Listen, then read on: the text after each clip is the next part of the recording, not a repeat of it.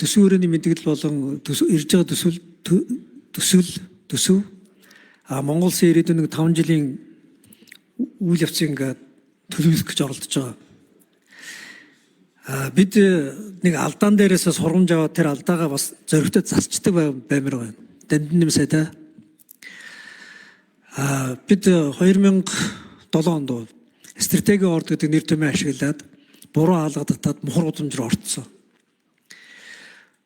Ер нь бол стратегийн бүтээгдэхүүнийхээ тухай одоо жоохон зөрөгтэй яриад энэ стратегийн орд гэдэг юмас болоод эдийн засгаар ямар үр дагавар гаргаад байгаа вэ гэхээр жоохон даацтай хөрөнгө оруулалт томтойгоор хариуцлагатай уул уурхай эрхлэх зорж байгаа том аж ахуй нэгжүүд дээр биднес бол үл ойлгох маш популизм, дарамт олон зүйлийг бий болгочоод яг адилхан бүтээгдэхүүн гаргаж байгаа боловч жижиг ордууд дээр хариуцлагагүй уул уурхай татвар болон янз бүрийн зүйлээс займчдаг тийм одоо дээрвийн маягийн бизнесийг өдөөцсөн. Тэгэхээр одоо энийг биднес нэг зөрөгтэй шийдээд энэ нэг стратегийн орд гэж баг дэлхийд байхгүй энэ нэр томьёонуудаа нэг болоод Монгол улсын хувьд стратегийн бүтээгдэхүүн гэж яг юу юм? Юу байх ёстой гэдэг нэг тодорхой гаргаж өгмөр байна. Тэгэх юм бол дараагийн төрийн оролцоогч гэсэн ярихад үзэсгэлэнтэй болох гэдэг байна. Тухайлбал уул уурхай бүтээгдэхүүн тэр дундаа стратегийн бүтээгдэхүүнээс бусад энэ бизнес эрхлэгчтэй татврын дарамтаас гаргамаар байна. Тэмүүжин гишүүнтэй одоо 100-аас дээш хувийн хөв байдаг бол санал нэг байна. Улс орнууд стратегийн бүтээгдэхүүн гэж зарладаг Европын холбоо, Америкийн нэгдсэн улс, Бүгд Хятад ард улс гэх томоохон улс орнууд стратегийн бүтээгдэхүүнүүдэд зарлаж байгаа. Стратегийн бүтээгдэхүүн гэдэг зөвхөн газрын ховор элементийг тооцдоггүй. Тухайн улс орны эдийн засагт том хэмжээний хөв нэмэр оруулж байгаа бүтээгдэхүүнүүдээр нь зарлаж явдаг.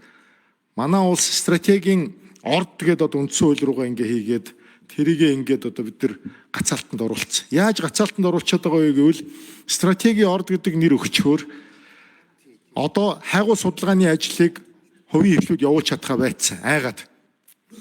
Жогон хайгуул судалгааны ажил хийгээд дараачийн оюу толгой 5 толгойг бий болгоно гэд явхаараа улс дээрэмд чинь 51% авчин, 34% авчин гэдэг айцтай байгаа учраас хайгуул судалгааныхаа тайлан өгөхөө болчиход байгаа.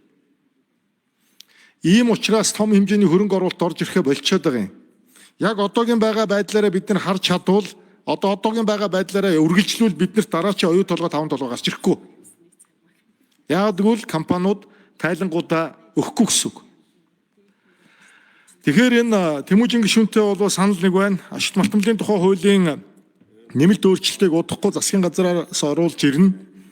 Манай яам дээр бэлтгэгдэж байгаа олон нийтийн хилцүүлгийг удахгүй эхлүүлнэ. Энд стратегийн бүтээгдэхүүн гэдэг юм нэг ойлгомжтойгоор тодорхойлоод тэгээд том биетэл бол чамаас авна гэж одоо дайраад байхаасаа илүүтэй бүгдээрээ л байгалийн заягдмал нөөц ашиглаж байгаа учраас тэр заягдмал нөөцөөсөө баялагын сангийн тусгай амнат авъя. Ингэх юм бол том жижиггүй бүгдээрээ баялагын сангийн хувь нэмэр оруулагч болж хувирна. Одоо бол хууль юу байгаа гэхээр чи том биетэй учраас чамаас татвар илүү аавна, чи жижиг биетэй учраас чамаас татвар авахгүй гэдэг ийм л бодлого явж байгаа.